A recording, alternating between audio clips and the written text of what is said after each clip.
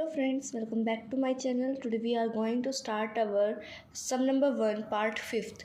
In my last videos I explained first 4 part of sum number 1 exercise 2.2. So our fifth part is t square minus 15. We use the formula of discriminant b square minus 4ac in that question. So our formula is root d equals to b square minus 4ac, having the root d equals to root b square minus 4ac. Understand. अब इसके बाद देखो, इसमें b का square यानी कि a तो आ गया हमारा 1, b क्या होगा, b इसमें 15 नहीं है। आपको ये ध्यान रखना है कि कांस्टेंट टर्म जो होता है ना वो हमेशा c होता है। अगर इसके साथ कोई वेरिएबल होता जिसकी कोई भी पावर नहीं, यानी कि जिसकी पावर 1 होती, तो हम इसको बोल सकते थे b है ये, लेकिन अब ये b नहीं है, ये है कांस्टेंट टर्म c, क्योंकि इसके साथ ना तो कोई वेरिएबल है और ये किसी का कोफिशिएंट नहीं है, ओनली कांस्टेंट टर्म का ही कोफिशिएंट है 15, c इक्वल्स टू -15। और मैंने आपको लास्ट पार्ट में बताया था कि अगर कोई टर्म मिसिंग है तो हम उसको क्या लेट करते हैं, 0। b का स्क्वायर यानी कि 0 का square -4 into 1 into -15 root 0 square 0 -15 4 ज़ा 60, माइनस एंड माइनस प्लस हो जाएगा, माइनस और माइनस को अगर हम मल्टीप्लाई करते तो क्या हो जाता है, +60। आंसर रूट क्या आ गया, 60। अब हमेशा क्या करना पड़ेगा, इसके हमें फैक्टर्स बनाने पड़ेंगे, क्योंकि ये किसी का परफेक्ट स्क्वायर नहीं है।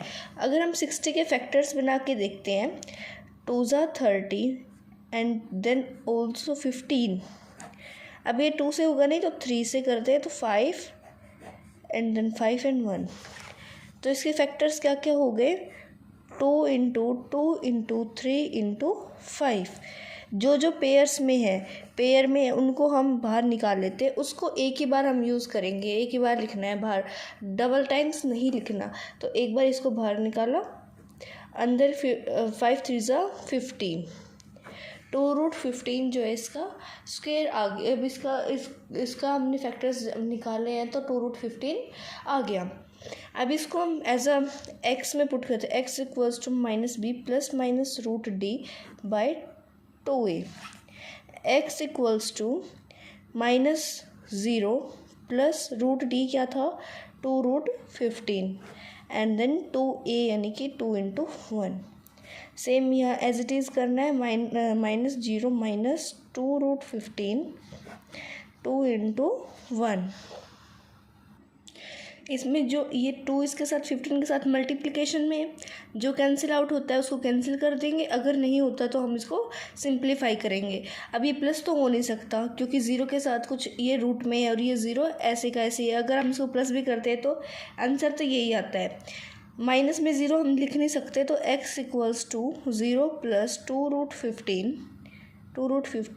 By 2 and 0 minus 2√15 by 2। हम 0 को इसलिए रखते हैं क्योंकि 0 जो होता है वो न्यूट्रल होता है, ना पॉजिटिव होता ना नेगेटिव होता। नंबर लाइन पे 0 अलग से दिखाया जाता है, यही कारण है कि ये न्यूट्रल है। अब ये 2 को 2 से कैंसिल कर देते हैं, तो 0 प्लस √15, 0 √15 एक बार प्लस में है और यहाँ पे ऐसे कैंसिल हो जाएगा, 0 माइनस √15। तो एक बार तो 15 जो रूट है वो पॉजिटिव आ गया और एक बार ही नेगेटिव आ जाएगा। एक अल्फ़ा है और एक बीटा है। अब इनकी रिलेशनशिप फाइंड आउट करते हैं। Relationship between alpha and beta. सबसे पहले अल्फ़ा प्लस बीटा करते equals to -b by a। Alpha plus beta करेंगे तो अल्फ़ा -15 रूट का था और ये plus √15 equals to 0 by a क्या था, 1। अब इससे कैंसिल, 0 इक्वल्स टू 0/1 का मीनिंग क्या हो गया, 0 ही होता है। अगर न्यूमरेटर में 0 है तो एज इट इज़ 0 आ जाएगा, और अगर डिनोमिनेटर में 0 है तो वो अनडिफाइन हो जाएगा, क्योंकि हमने इसमें रैशनल नंबर्स वाला जो टॉपिक पढ़ा था, रैशनल नंबर्स में क्या होता था, क्या नॉट इक्वल्स टू 0 होता था। अब इसमें alpha into beta equals to C/A। Alpha क्या है, -15 है, इंटू प्लस का 15 रूट का, एक C क्या था हमारा, C था -15 एंड A क्या था 1।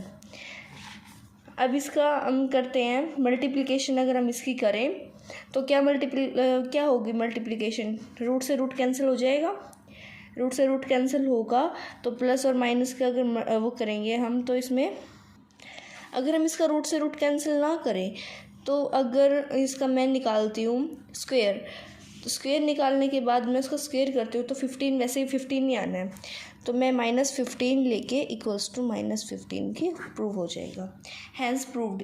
इसके लास्ट में आप चाहो तो लिख सकते हैं हैंस प्रूव्ड।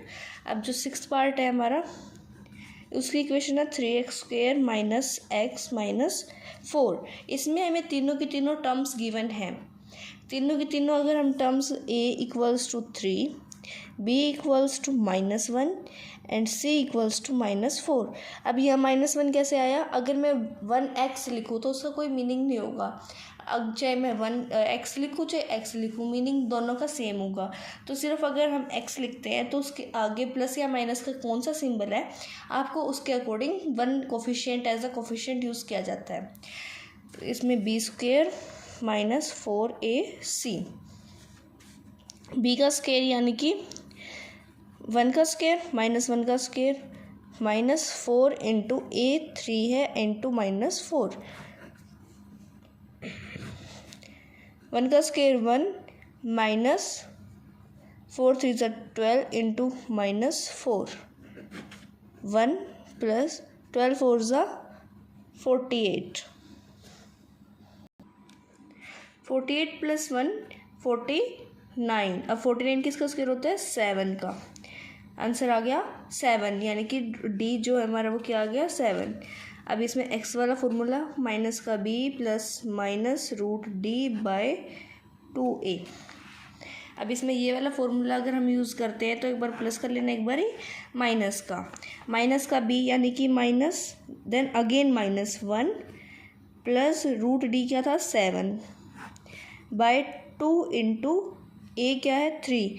आपको अगर यहाँ पे परफेक्ट स्क्वायर मिल जाता है तो आपको दोबारा से रूट लगाने की ज़रूरत नहीं होती। अगर परफेक्ट स्क्वायर नहीं होता तो आपको यहाँ पे दोबारा से रूट लगाना पड़ेगा, क्योंकि उसमें अगर फैक्टर्स बनाते हैं तो उसमें भी रूट लगता है। हमने लास्ट क्वेश्चन में जो किया था वो वैसा ही क्वेश्चन था।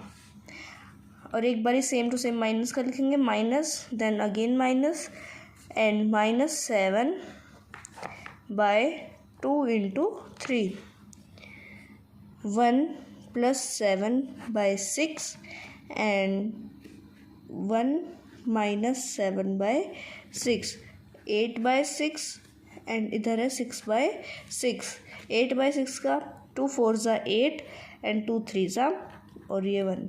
अल्फ़ा क्या है और ये बीटा, ये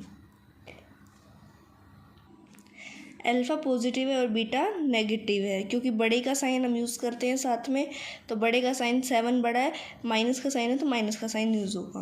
अब इनकी रिलेशनशिप देख, रिलेशनशिप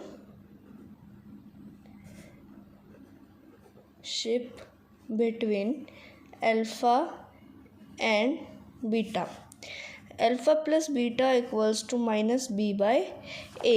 अल्फ़ा क्या था 4/3, then plus -1 equals to -b, minus का 1 अगेन -1 बाय a क्या था 3, इसका एलसीएम 3 आ गया।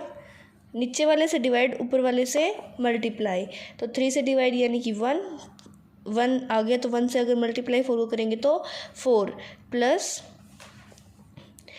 प्लस माइनस माइनस होता है, तो हम इसमें माइनस यहीं पे इसका स्टेप ओपन कर लेते हैं।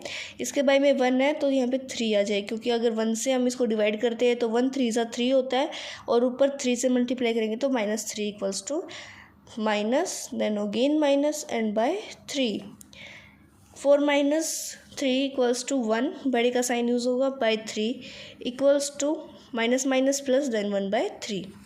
दोनों LHS RHS के इक्वल आ गया। अब इसमें देखते हैं मल्टीप्लिकेशन का।